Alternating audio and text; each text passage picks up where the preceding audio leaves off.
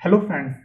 Last की कुछ videos में हमने देखा था कि एक्सेल का जो डेटा है वो किस तरह से एडिट या अपडेट किया जाता है।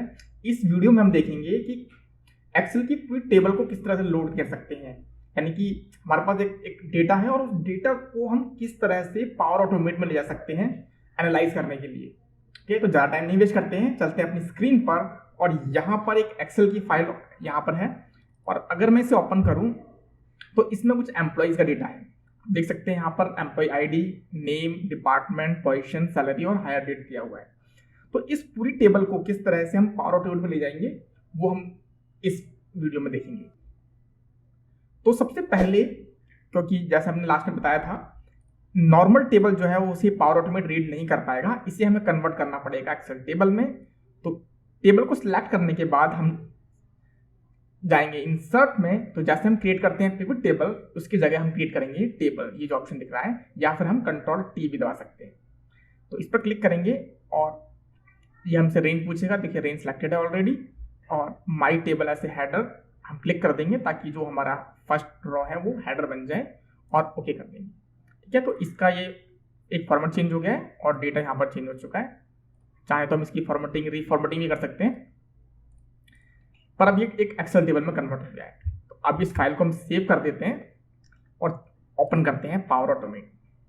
तो यहाँ पर हम सबसे पहले एक न्यू फ्लो बना लेते हैं। हम एक इंस्टेंट फ्लो बना लेते हैं। फ्लो का नाम हम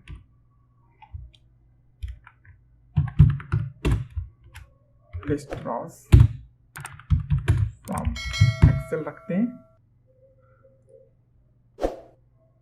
ठीक है, अभी एक मैनुअल बटन दबा रहे हैं हम। ओके, बस हमारा मोटिव है कि हम एक्सेल की जो का जितना भी डेटा है उन सबको हम ले आएंगे। ठीक है, तो अब नेक्स्ट स्टेप में हम जाएंगे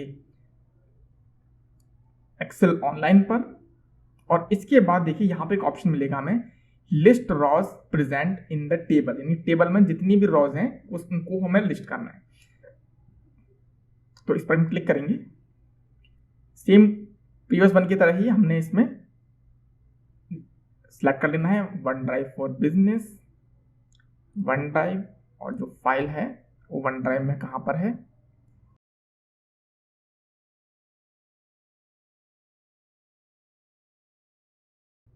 ठीक है, ये वो फाइल है।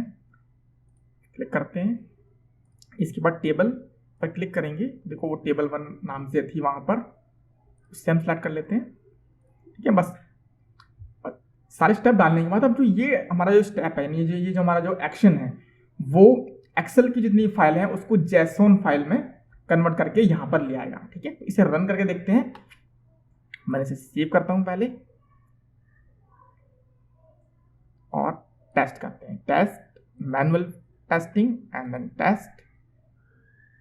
ठीक है, कनेक्शन ऑलरेडी है, और continue and then run the flow.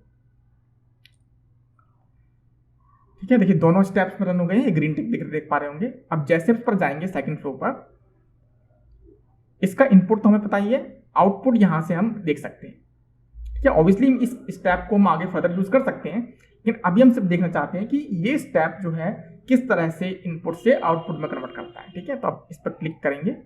देखिए ये एक जेसोन कोडिंग के रूप में यहाँ पर खुल गया है। ठीक है, इसको अच्छी तरह से देखने के लिए मैं इसे कॉपी करके कोई भी एक जेसोन फॉर्मेटर या जेसोन रीडर में हम डाल सकते हैं। तो इस पर ही क्लिक करते हैं, पहले लिंक पर ही, और इसको हम पेस्ट करते हैं।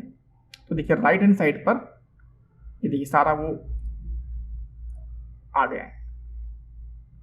ठीक है, देखिए ये बॉडी है इसकी, इसके बाद ये वैल्यू शुरू हो रहा है। वैल्यू एक तरह से लिस्ट है, और इस लिस्ट में देखिए पहला रिकॉर्ड आप देख पा रहे होंगे आराम से। ये देखिए employee ID, first name, last name, department, position, salary and hire date.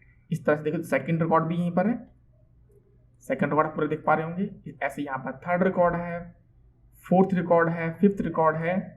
तो इस तरह से सारा रिकॉर्ड इसमें आ गए हैं। फर्दर हम कुछ भी कर सकते हैं, चाहे हम इसकी एक HTML टेबल बना सकते हैं अगर हमें मेल भेजनी है, तो अगर हमें अटैचमेंट ही भेजनी है तो इसी को हम CSV में बना सकते हैं, कन्वर्ट कर सकते हैं उसको कैसे भी, उस पर फिल्टर लगा सकते हैं। आगे की वीडियो से हम देखेंगे। होप इस वीडियो में आपको सब क्लियर हो गया होगा।